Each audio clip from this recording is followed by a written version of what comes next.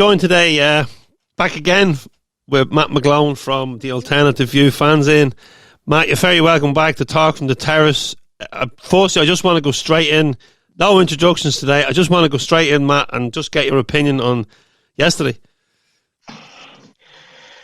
Well, I think yesterday was probably a game that was always coming because it came last week at Livingston. We're basically playing with a player pool of 12, 13 players twice a week. They're not getting a rest. We are 4 or 5 players out at the minute. We had a threadbare squad as it was. So really, we're being shown up for the fact that we don't have an option to rest some players and change some players, which is the natural course of a football season. Players are playing twice a week, travelling as well. And yesterday, people will say, he doesn't have a plan B. Well, like any tradesman, you need the tools. And he doesn't have a plan B because he doesn't have a bench. You can't have a plan B to enact and make something happen if you don't have the players to do it. We had young Moffat on the bench yesterday. Beaton.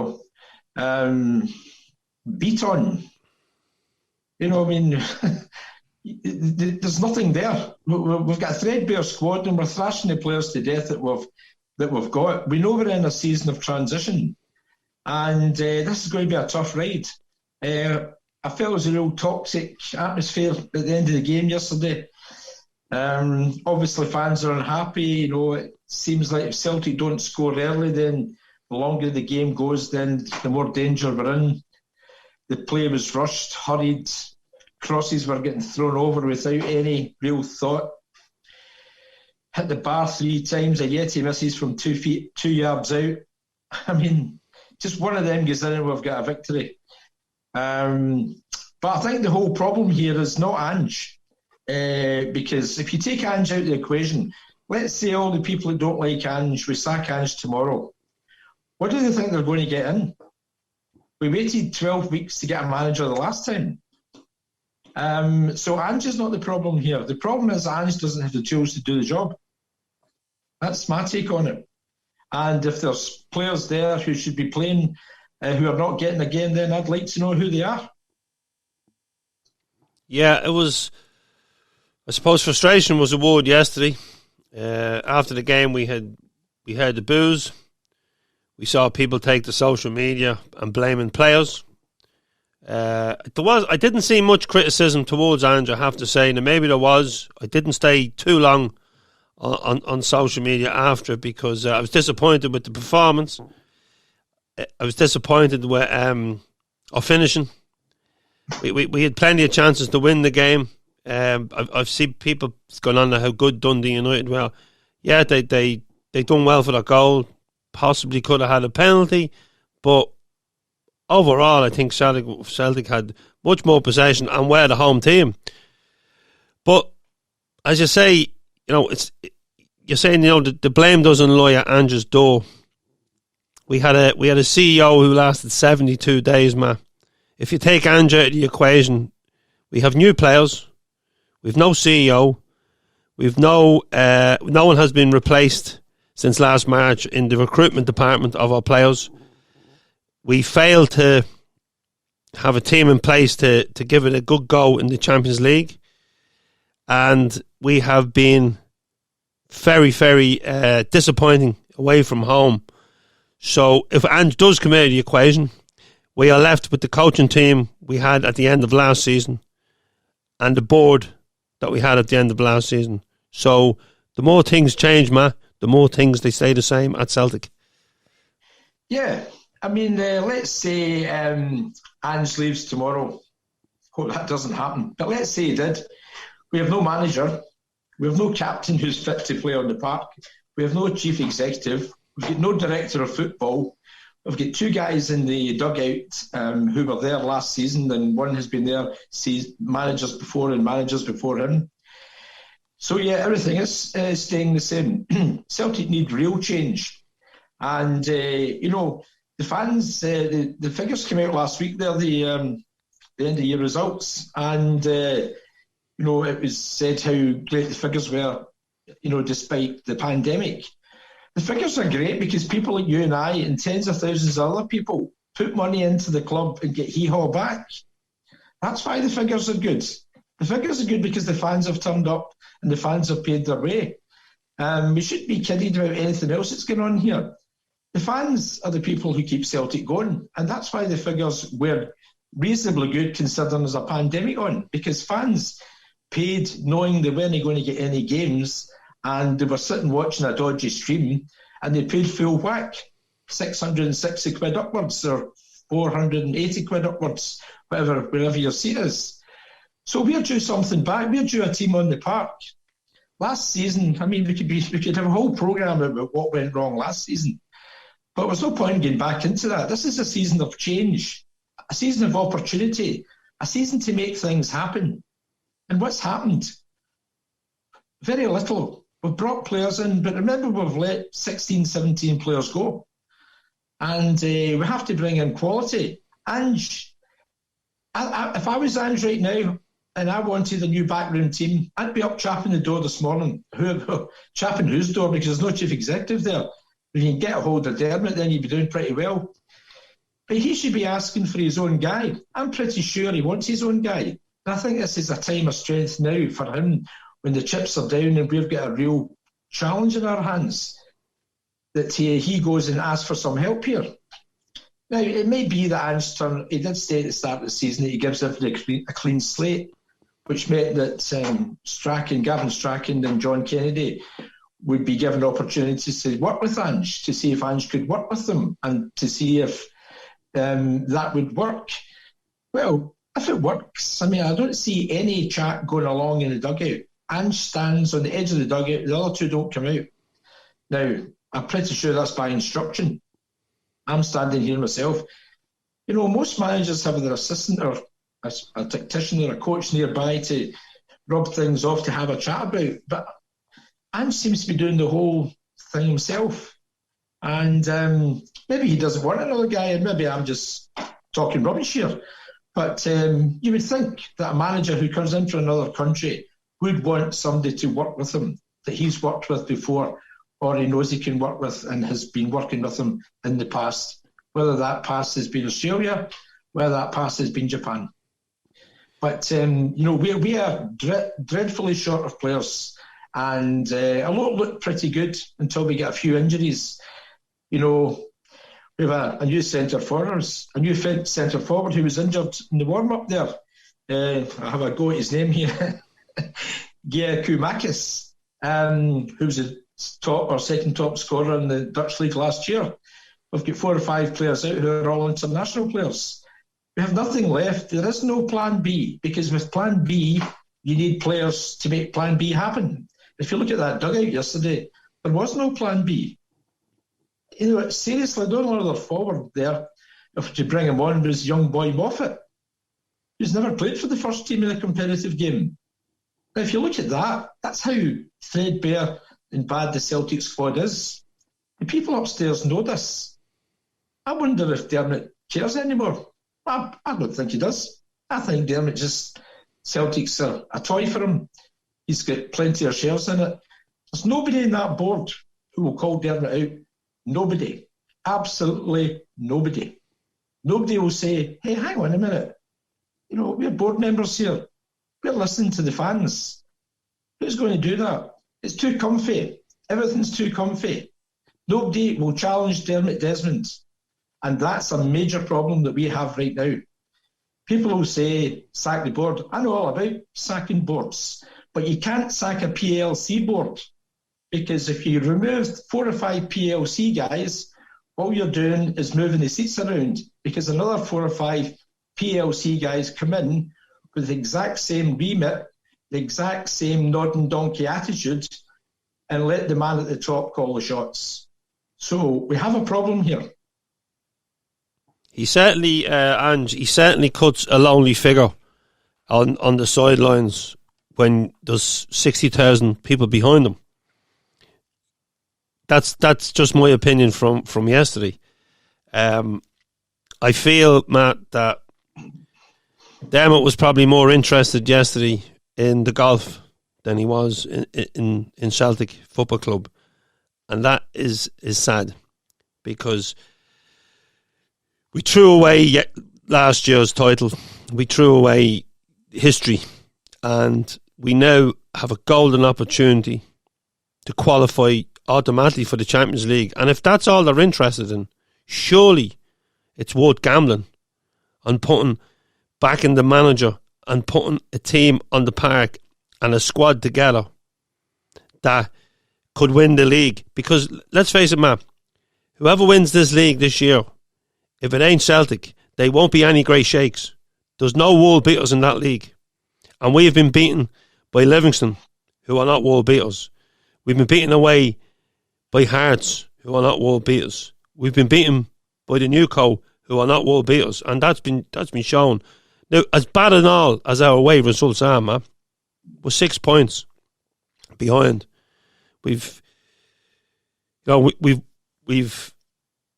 10 points out of a possible 21, which, at Celtic standards, it's a long time since we were seeing results like this at the start of a season. Yeah, it's not good. But to solve any problem, I think we have to look at what the problem is. The root core of the problem is we don't have enough good players. For me, what else could another manager do with the players that are there? We have already, I thought before Livingston last week, I didn't think Livingston could happen, to be honest with you, with this new management team. Well, with this new manager and team, not management team, because there isn't a management team. I didn't think last week could happen, but it did. I mean, they lost. They drew 1-1 with Motherwell last week. We drew 1-1 with Dundee United yesterday. It's a far bigger outcry in Scottish football in general, not among Celtic fans, but people saying how poor Celtic are. When they drew 1-1 with Motherwell last week, we drew 1-1 with Dundee United yesterday. So there's plenty of people out there who are very interested in us failing. Absolutely no doubt about that. But the bottom line to all of this is a poor pool of players. There is no options. These players are being played constantly, week in, week out. The Livingston manager mentioned last week there that he was watching Celtic playing away in Seville, while his players were sitting with their feet up, and they practised all week at a game plan, which wasn't very complicated. Just stop the other team playing, just put in some pretty physical challenges and just pack your goal area and hope for a breakaway. Because Celtic are pretty much going to be sure to give you a goal through poor defending, which is exactly what happened. Welsh was completely daydreaming and let Shinnie score the goal. So, again, this week we're at Aberdeen on Sunday, and we've got a big game on Thursday night. Again, Aberdeen will be sitting with their feet up, watching and playing probably a pretty similar game to what Livingston did. It won't be all-out attack from Aberdeen, that's for sure. And Celtic are going to have to go and try and do it all again. But with the same players, and here we go back to the same problem. Same players, and how much can you get out of them? Ange must be pulling his hair out, wondering, he said the other week there he felt he probably walked under a ladder. I mean, he was unlucky with the amount of players that are injured. But the bare facts are there, Andrew. If we have players out, like McGregor, like Juranovic, who got injured just the Julian and Kyogo, then we have got nothing left in reserve. We are then dipping into the tank of young players and guys who are on the bench yesterday, who have been here for a long time and are not good enough. That's the bottom line, unfortunately.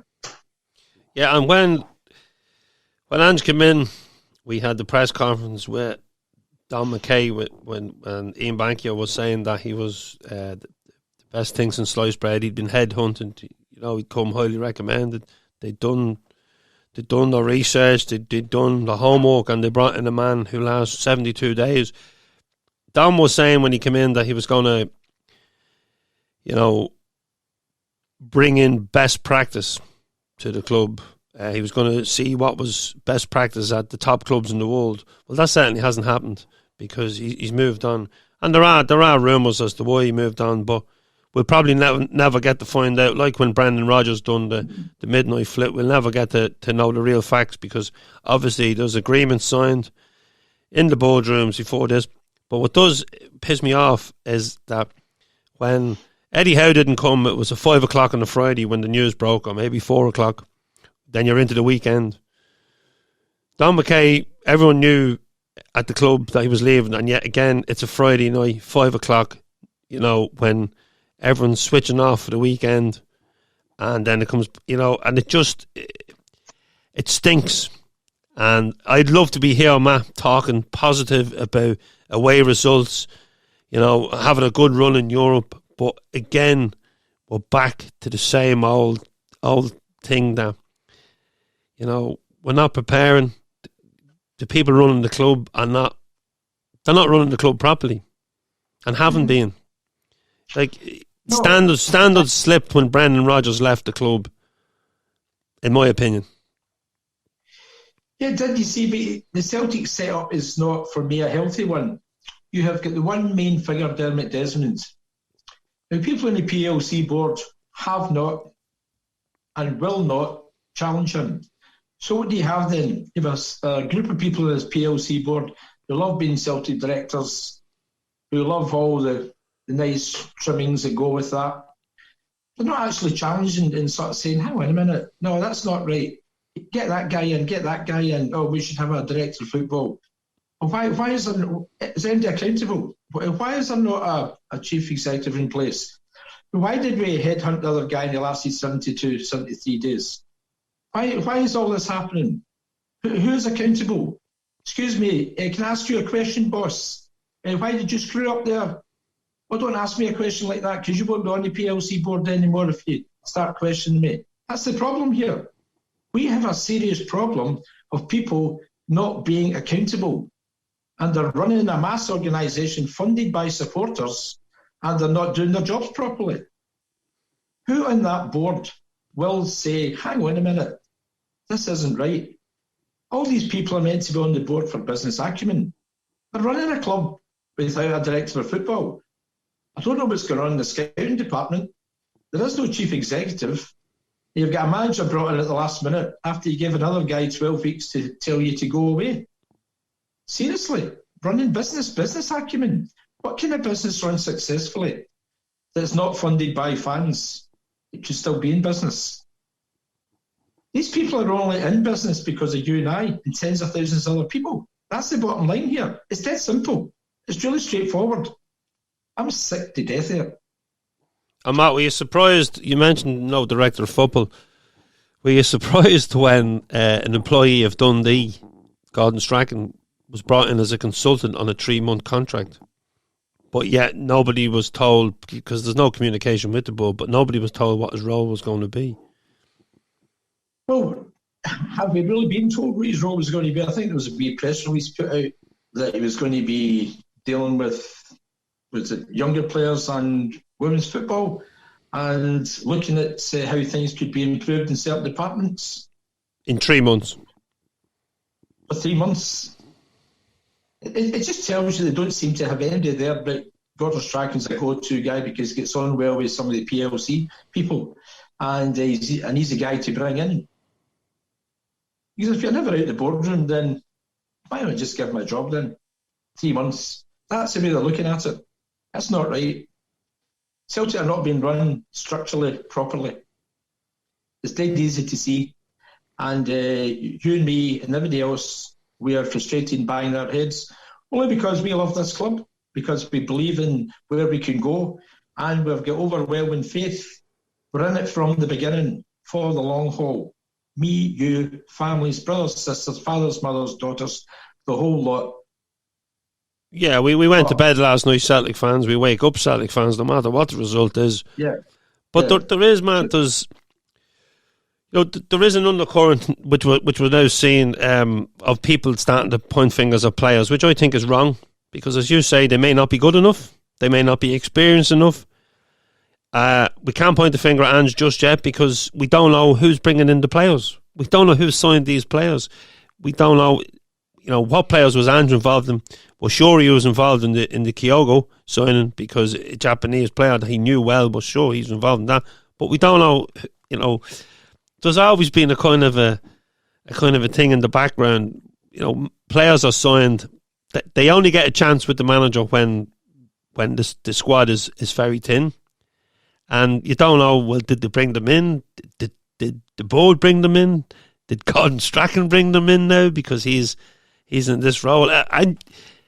It's very confusing when you sit on the sidelines and just go like in every business and every organisation, there's a structure. There's a HR department, and they recruit the people. The boss says to them, go out and recruit. I need an accountant, I need a driver, I need X, Y, and Z. And that's what they do.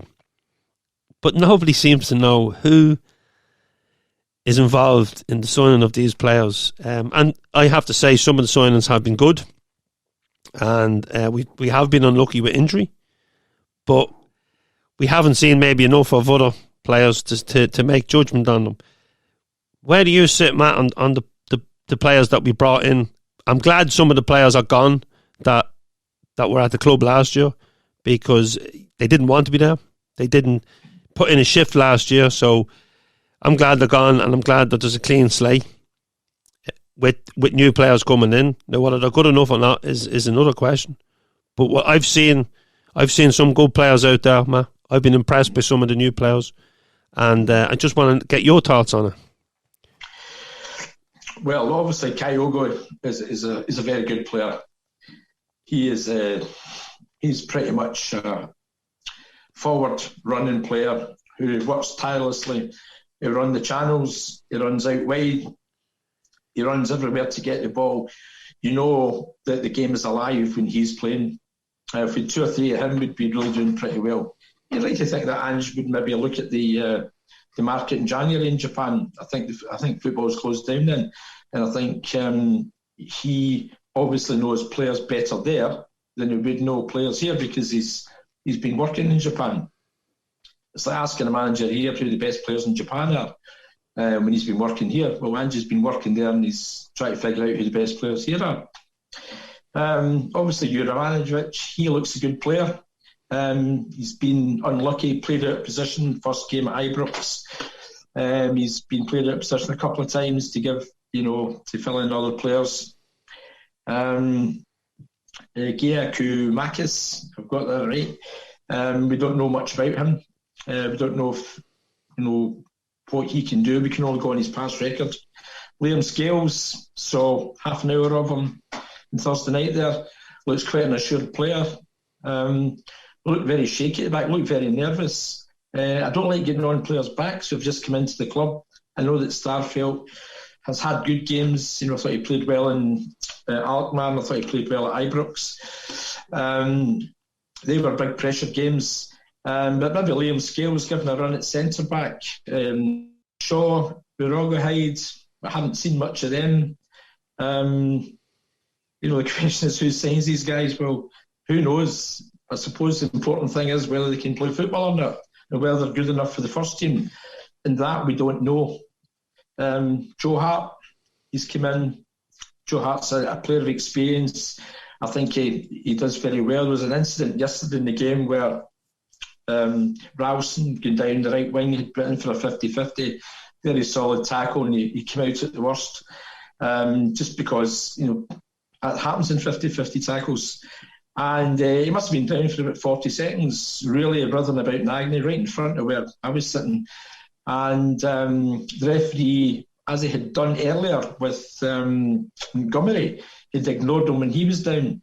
Joe Hart ran out. He ran right over past the halfway line to see if he was okay. And as club captain, had a word with the referee as to why he took so long to stop the game for Ralston to get treatment. So I like to see that in a player. I like a guy like Joe Hart taking responsibility. And you can see that Celtic have every ball boy at the minute with a ball. And as soon as the ball goes out, they quickly roll another ball back and don't wait for the ball coming back that previously went out. Joe Hart has got a ball at his feet. Wherever the ball lands behind the goal, he's got a ball at his feet within about 3 or 4 seconds from ball boys nearby to keep the game going quickly. I like him. He's obviously a good player. The rest, well, where are they?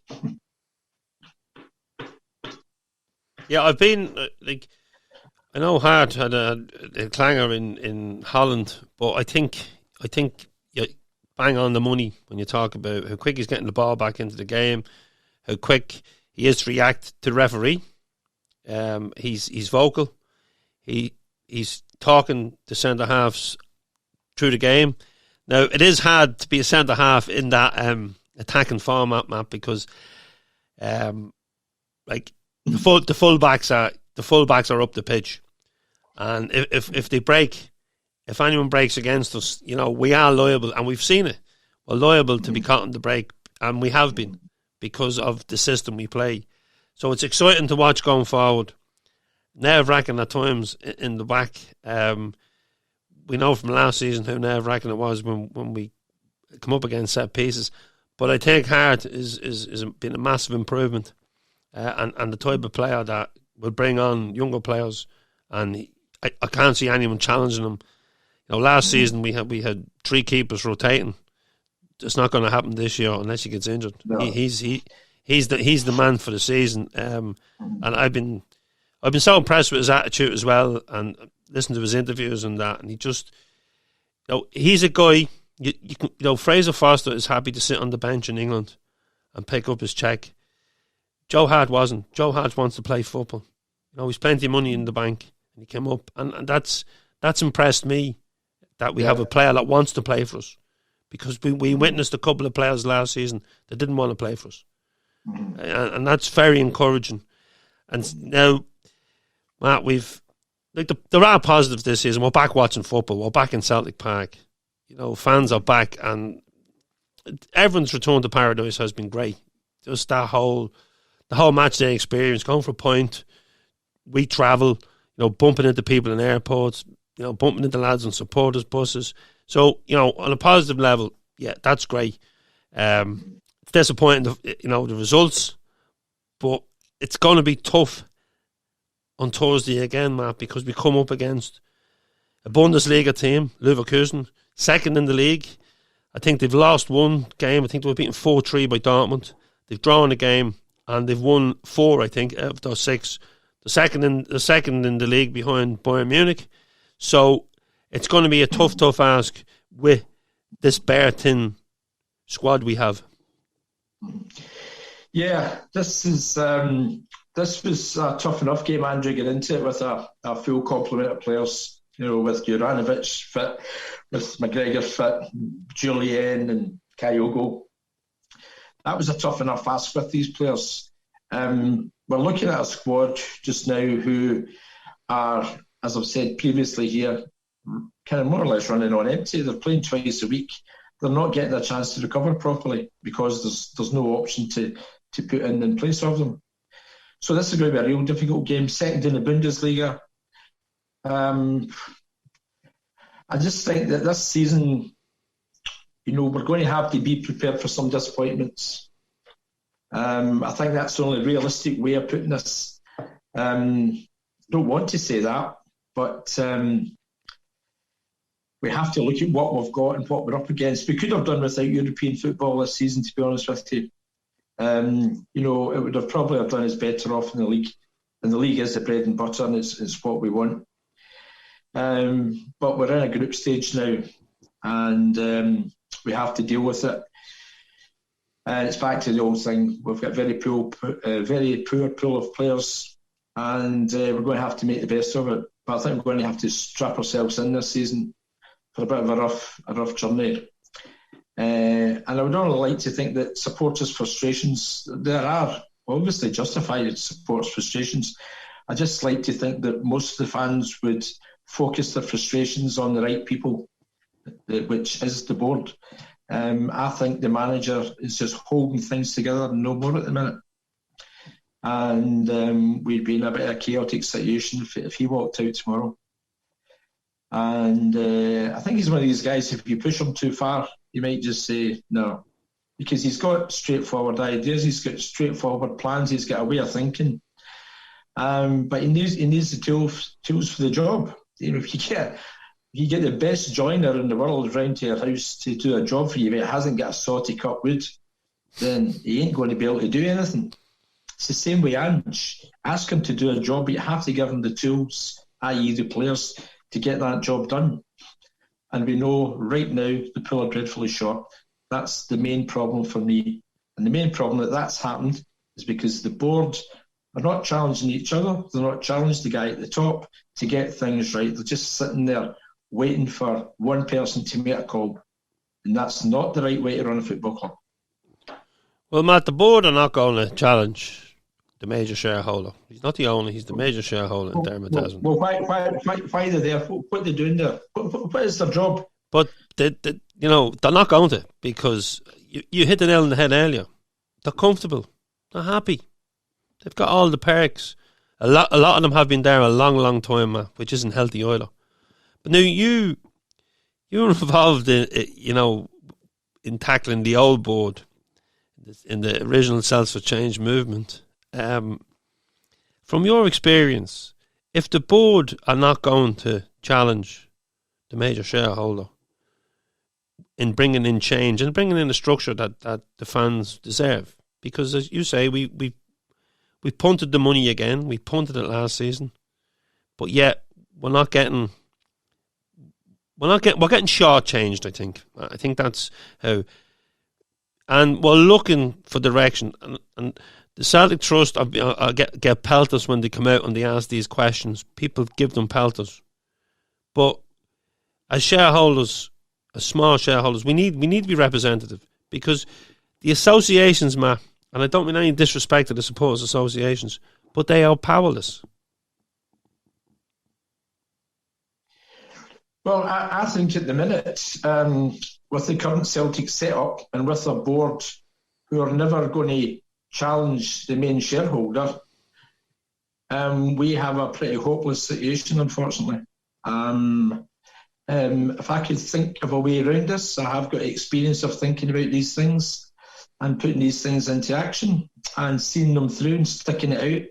And I'm looking at this situation just now and I'm seeing the fans' hands much tied because of the amount of shares that are not in actual supporters' hands. That's the main problem here.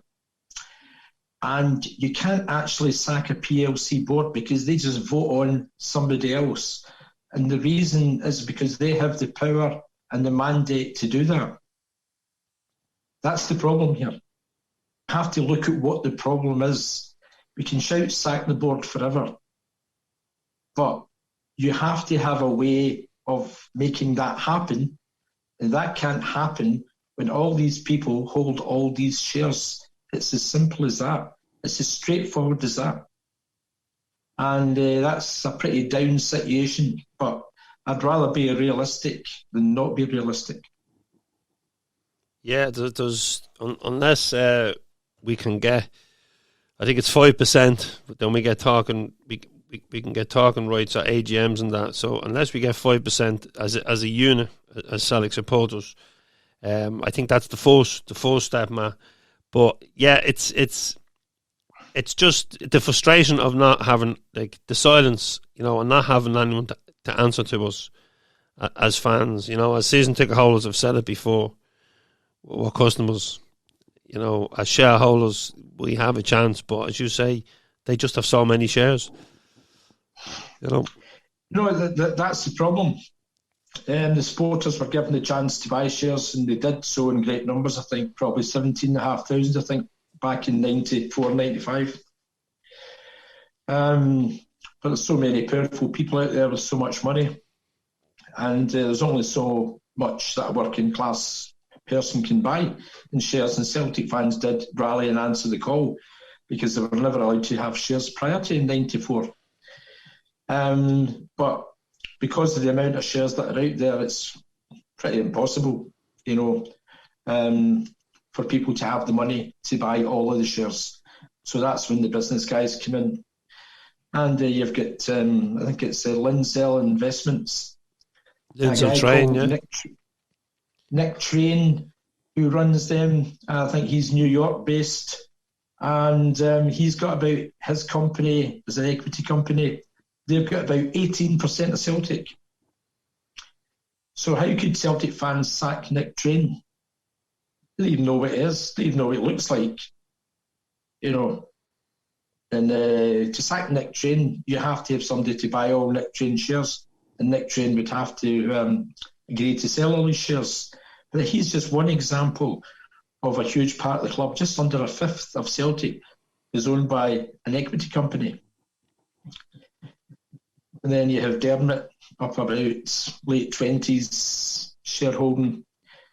And then you have other shareholders who just like having shares in Celtic but don't like putting their head above the parapet. Then you have the board, and then of course you've got all the fans, and the vast majority of shares are not in the supporters' hands. That's the problem, and there's no point in thinking that's not the problem, because it's staring us right in the face. My main bone of concern here is that we have a board of directors who are just paying lip service to the major shareholder. And that I find a major stumbling block in effecting any change here.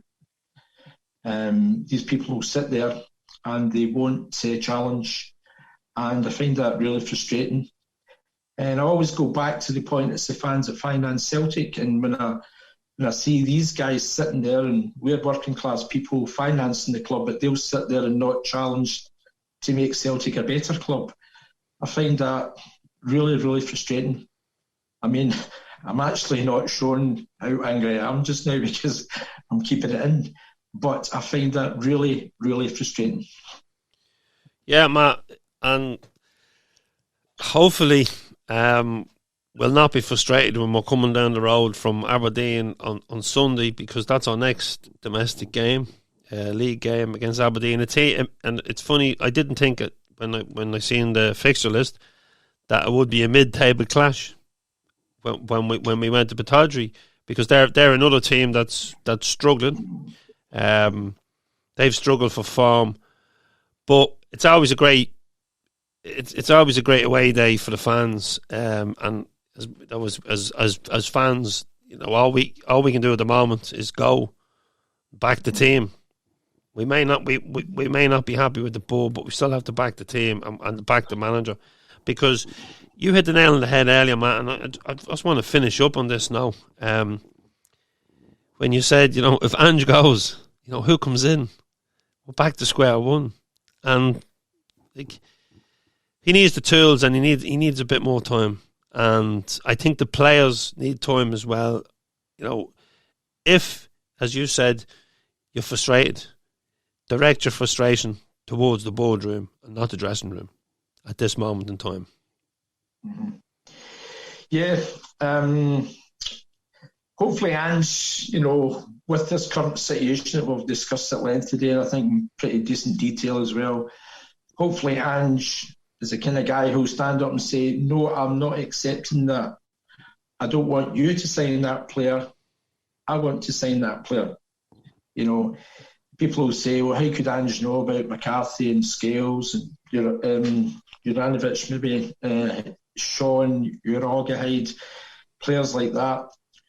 Well, you know, he probably didn't. I don't know who would be responsible for signing these players. I look at James McCarthy, and yesterday I saw a player playing an absolutely luxury passing to the side game. Honestly, at my age or your age, we could probably do. No running forward, no forward balls, no momentum going forward, no searching out a player. Just taking the ball and leaning back and doing the big luxury pass, sideways, backways, the easy pass. And I don't think that's Ange's type of guy. He took him off at half time. I know there was a heavy tackle on him 15, 20 minutes prior to that. But he came out at half time fully kitted up with a tracksuit top on and sat in the crowd still with his strip on. So if there was an injury there, and I'm not saying there wasn't, but it seems strange to pop a player back into where they're seated now due to the restrictions, fully kitted out. So I'd just like to think that Ange would be the kind of guy who will say, no, I'm not having that. No, I don't need another guy in like that. I want this guy in, and I want to sign this guy, and this is the guy I want. That's all we can really hope for. Because if he doesn't do that, and we get a bunch of bench fillers and just people in there who are not actually making an impression on the team. I mean, what we're looking for is footballers to make an impression on the first team. For footballers to come in and do a job in the first team. We have a whack of players, a whole raft of players who are not actually doing that because they're not good enough. So when we have the frustrations at board level, we've discussed them. The only hope now as fans is that Andrew's a strong guy and says, this is what I want. No, you're not putting that player on me. I want this guy. That's where his strength needs to come in. Matt, thanks very much for your honest opinion. It's always a pleasure to chat, but I can see the frustration in your voice. I can hear that frustration, Matt. I'm feeling it myself, but I'm not throwing the towel in just yet. I'm disappointed with the board. I'm disappointed with what's going on behind the scenes of Celtic, but I'm prepared, like so many fans, to give the manager a chance, and I hope the board do too. Well, that's the thing, Andrew. You said you're not throwing the towel in. Well, we don't throw the towel in ever. We never throw the towel in because we're here all the time. And they know we're here all the time. And maybe that massive, I would like to consider it a strength by supporting the club. We'd be treated more respectfully rather than somebody just taking us for granted that we'll always be there and pay the way. The thing is, we will be. That's the bottom line. We don't walk away and we don't throw towels in. So we just have to stick with the manager, keep giving the support and try and keep a cool head. And when the anger and frustration comes out from fans, which it will, we have to make sure that it's focused in the right place and it doesn't put off a person that we want to have at the club. I think I have to give the guy a chance. 100%, Matt. Matt, best of luck with the fanzine. I'm looking forward to the next issue. I'm a subscriber, so I get my copy in the post, folks. That's the alternative view. You can pick up a copy in all good news agents and some not so good news agents in Glasgow and the greater Glasgow area. Folks, if you enjoyed the conversation with myself and Matt and you want to hear more, you can go into the YouTube channel Celtic Fanzine TV. It's also on audio on the Celtic Soul podcast. And if you would hit that subscribe button, that would be great too. So, folks, thanks very much and enjoy your week. Cheers, Andrew.